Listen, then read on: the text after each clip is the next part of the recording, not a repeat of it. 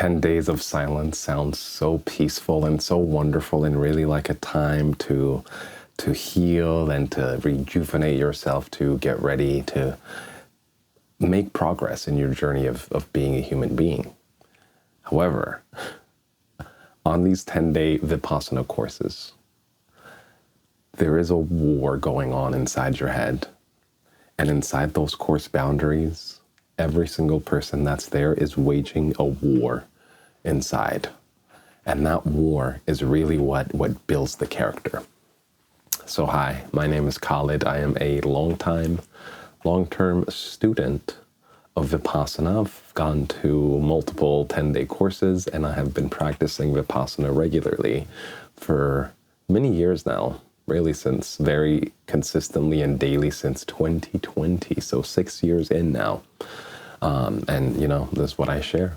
So I went into my first 10-day course completely blind. And by that I mean I did no research on it. I didn't know what to expect. All I knew was it was going to be 10 days of meditation, and that is all I needed to know. Because up until that point, I was meditating. And that allowed me to actually see it for what it is, to walk in there with zero expectations, to walk in there and just see, okay, what is this really going to be? Like, what is actually going to happen here? And, there is no phones, no talking, no reading, no writing. There is nothing. You take away all distractions, all things, all activities that you can do that are not your basic physical needs, like eating and washing and, using the restroom and whatnot. And you strip everything else away, and it's just you and meditation, just you and your mind, and a technique, a very simple technique that is so powerful. And before I went in, I didn't realize just how addicted I was to distractions. I would come home regularly, even now in my regular life as a long-term meditator. I rely so much on distractions, right? I'm on Instagram, I'm on YouTube, watching videos, I'm doing this and that, or I need some activity, I need to be reading, I need to be doing something. And so at this course, all of that is stripped away, and you are just facing yourself. And what this leads to, right, is just one of the first things I noticed on the first day of the course was how loud the silence was. It was so loud, I could feel it. I could feel how thick the silence was, and it was just permeating everything. Even the animals, the birds and the deer knew that we were meditating, and they tried their best to be quiet. And so it was just so thick and uncomfortable. And because of that, it's just this hypersensitivity starts to develop, and you start to really hear everything that's happening, right? It's like somebody is getting out of bed 3 rooms down, and you hear the floorboard creaking, and you'll hear it so clearly and know what's happening, and you can tell by the rustle of the person and the sheet in the bed, how they got out of bed. Did they drag themselves out? Did they hop out? You can hear so much detail. And so once you start the technique, the meditation, which is, right away when the course starts, you start to just see how much lack of control you have over your thoughts, over your attention. You can't control when you are distracted. You can catch yourself distracted, and then you can come back. But really, you don't have any control over your thoughts, and you definitely can't stay on the breath for too long. Even me now, having done many courses, I think I'm approaching 10 or at 10 total courses. And still, it's, I don't sit down on day one and I can concentrate for an hour straight. Nope, not at all. I'll walk in there, first day, just takes so long to get into a rhythm where I can stay focused for a long time. And so that is what happens. And the start of the war, before you start to go too deep, is just on day one. You're going to experience a lot of boredom, right? It's going to be boring. You're going to crave some activity. You're going to crave your phone. You're going to crave talking. The silence is so loud, and you're just here focusing on your breath, coming in and out, coming in and out. It is so boring.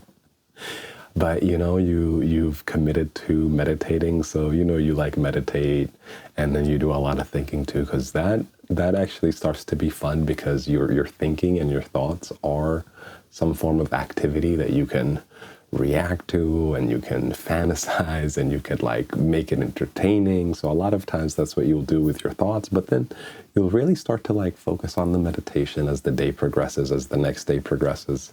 And then you'll start to notice as you play with your thoughts more, and you become more engaged with your thoughts, and your thoughts become so interesting because you're doing nothing all day. And that's like the only active thing that's happening beyond you meditating, and you meditating is so hard. So you start to see like the thought loops. You start to see what kind of rolling that you're doing in your mind, right? And this is like another thing that you slowly start to slow down as it progresses. But in the beginning, you'll just see these loops, and you're going over and over again until you even start to get tired of the loops.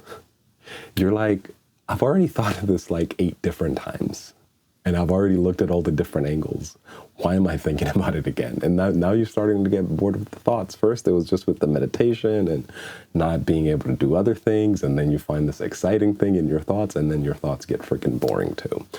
And then the other one is just that restlessness. You just like want to do something. You'll have like ghost phone reaches where you're like, I don't know. For me, it's like when I go into the restroom, I like to use my phone on the toilet. So it's like whenever I would sit down on the toilet, I would just like reach for my phone, even though it's like day 5 and I have not had my phone for 5 days. And this is the hard part. I think this is where a lot of people quit mentally, or they check out and they say, you know what, either I'm going to stay and just like kind of half-ass it, or actually leave. Some of them do leave. However, this is where you get rewarded. If you can work through the boredom and the restlessness, and you can commit to the meditation, and you can commit to meditating day in and day out, hour in and hour out, minute in and minute out, you are going to transform who you are. But you need to make that decision that you are not going to give up physically or mentally. So once you do that and you start to work and you're working harder, your mind starts to settle down, right? You get bored of all those thoughts that just keep repeating on loops. And you start to become really like focused in the meditation, right? By like day 4 or 5 or 6, you're like really in the meditation. Your concentration periods are longer, like day 1 or 2. Maybe you're focused for like 5 seconds or 10 seconds, and then you like get distracted. But now it's more like a few minutes, maybe 10 minutes at a time, where you're just like in the zone, or it could even be longer. And if you stay and like actually work through this, and now you're doing the meditation at a deeper level, something deep inside you changes. You start to go deeper and deeper, right? Our minds have this amazing faculty of, I think, like managing us. I'm still like thinking through it. Managing us in the sense that, like let's say one of the things that happens on the course that is a result of this meditation is, certain, let's say, traumas come up, certain things or beliefs or experiences that you've had in the past that are affecting you negatively come up. And it's like it's testing you, right? It's like your system is like, all right, let's see how he can handle this realization. And if you do a good job and you realize that thing and you like work through that trauma, then your brain is like, all right, here's more and here's more. So it's like testing you. And if you pass, you go deeper. If you don't pass, you kind of stay stuck just like thinking about that thing over and over until you're able to pass that test. And so this kind of slow transformation where more and more wisdom is put in front of you, or rather you work to gain more and more wisdom by remaining equanimous, by doing the meditation, by staying focused, by going in, right? So this allows you to really start to change who you are. And it's around the same time as well, day 5, 6. And when I'm putting these numbers, I'm just, sharing what my experience is. You may not feel this way on day 5 or 6. You may not feel this way on your first course or second course, but, it's just a general way of how I understand it. So then, middle of the course, the silence, instead of like feeling heavy, feels spacious. It feels like freedom. It feels like the thing allowing you to expand and grow your consciousness, and you become so comfortable with it. And then you start to have less resistance towards the meditation. Your brain starts to have less resistance in the sense that it gets less and less distracted, and it gets distracted for shorter and shorter periods of time, right? So like in the beginning, maybe let's say you're focused for 5 to 10 seconds, and then you might be distracted for like 5 to 10 minutes before you're like, oh shit, I'm supposed to be meditating, and then you go back. Now it kind of flips, where you were focused for maybe like, let's say 3 to 5 minutes, and then you only get distracted for 1 to 2 minutes before you realize and you come back. So that period of like how long it takes for you to notice that you're distracted shrinks, and the period where you are staying focused increases. And so there's less resistance to the meditation. And now, like, you've dealt with the beginning traumas, right? Like your brain is just, testing you with the easy ones first on the first couple of days. And, you like realize all these things. And then now it gets harder. But because you've been doing such a good job dealing with the minor traumas, now you can like start to get to the medium traumas. And maybe even later in the course to some deeper traumas. And those really deep ones take a lot of courses to really come up, and like longer courses. But you do like get better. There's less resistance. There's more wisdom that develops, more understanding and more clarity. And one thing about the meditation, it is simple. It is very simple. You're just focusing on your breath at your nostrils in Anapana, or in Vipassana, you're, scanning your body for sensations, remaining equanimous, all that good stuff. And it's nothing fancy. There's no imagination. You're not, visualizing energy doing this or that, or like imagining a god doing this, or none of that, right? It's just, you're just observing, remaining equanimous. And that does not mean it's easy, though. It's actually very, very hard. It's a very challenging practice, both for what you do see and both for what like that practice allows you to see. Like that, the practice of just observing allows you to go to like the deepest parts of yourself, where if you were doing a more active meditation that, involved visualization or something where you were like actively, intentionally being engaged and creative, that will be limited by your creativity and by other things. Whereas with Vipassana, yes, you are still actively like trying to pay attention to the breath, but that's kind of like the minimum thing required for you to be engaged with the activity. And the only factor that's going to be limiting you is just going to be the strength of your attention. Whereas let's say with a visualization practice, you have that minimal thing of like, oh, your attention is limiting you. How much you can stay focused is limiting you. But then now it's like, okay, how good are you at visualizing? Some people are better than others. Some people it comes easier than others. Like, how good are you at being creative?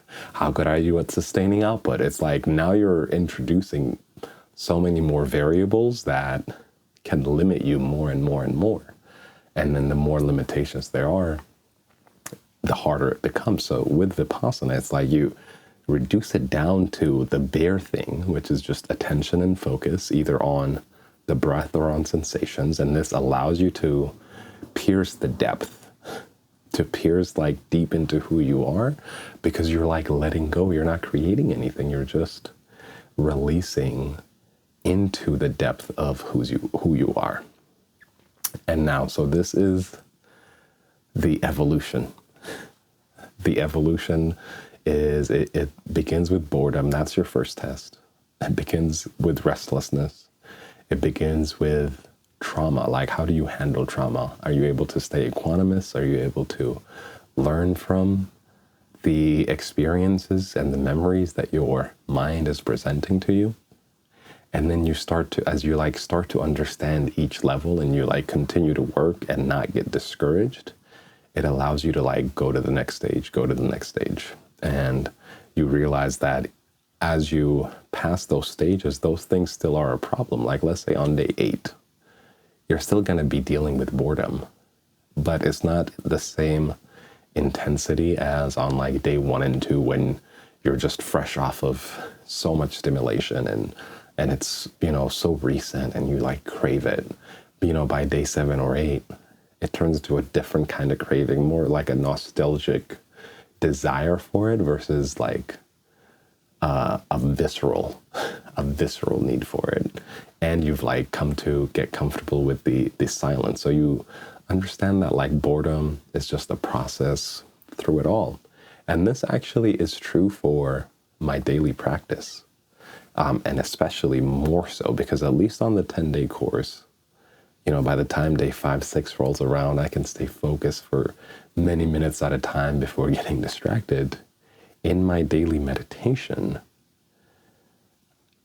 it's like day 1 where the distractions are super high and the periods of focus are super low, right? It's like I'll be focused for just a little bit and then I'll be distracted for a long while. And then now it's more like, it's like I'm focused while distracted, right? It's like I'm like 30% focused and 70% distracted. And then I'll have moments where this grows and I'm like 50% focused, 50% distracted. And what that feels like is like, just like how loud my thoughts are. Sometimes it's like I'll feel a sensation as I'm scanning and my thoughts will be super loud to where I'm just barely feeling the sensation. Like I am focused on the sensation in my arm, but it's like my thoughts will be super loud and I'm like multitasking. And then at other times, you know, as I like get deeper into the hour, I still have lots of thoughts, but it's like the body scanning makes the sensations just get louder. And so in my daily life, it's kind of like I never fully get 100% focused in on sensations like happens on like, you know, day 4, 5, 6 is when it really starts on the course where it's like I can exclusively be experiencing just the sensations and focus without any thoughts. Like I'm not even aware that I'm observing or watching. Whereas in my daily meditations, like I'm aware that I'm meditating, I'm aware of my mind, I'm aware of the sensation, I'm aware of the thoughts, and like I have a more like not as focused awareness. Whereas on the course after days in, it's a very sharp, intense, direct kind of focus. So, and obviously there's more distractions in real life. Like I sometimes get off Instagram and then like go straight to meditating, right? I go straight from a distraction into meditation. Whereas on the course, you got 10 days, like you're not doing nothing but meditating. So you definitely go deeper. And in the course, you know, you can't escape. You can't leave. You can't start using your phone. You can't do any of that. Whereas here in real life, it's easy to just like to not meditate, to like push it. You know, it's like sometimes I'll plan to meditate it from 8 to 9 or something, and then by the time I look, it's already 9 p.m. and I haven't like started to meditate, you know. But on the course, if there's an 8 to 10 p.m. 8 to 9 p.m. meditation, you're there. So it's a bit easier, and this war still doesn't go away, right? It's like there's a lot of boredom.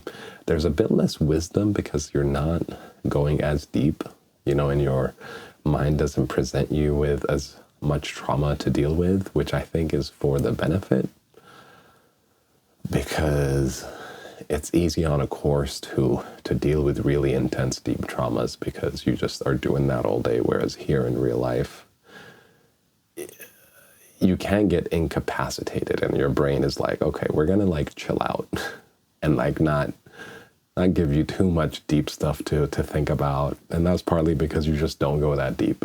You just don't go that deep. At the same time, the daily practice is where like the ultimate change comes. right? Not the 10-day course. The 10-day course is good for going deep and for like learning new things. And then the daily practice is where the integration happens, is where the like consistently showing up in that wisdom happens, which is what you need, right? It's like you need to live the wisdom and you need to live the truth. And in order to do that, you have to meditate. Or what happens is if you just go to the 10-day course, you have like amazing realizations, you go so deep, your mind becomes a certain way, and then you stop going or you stop meditating.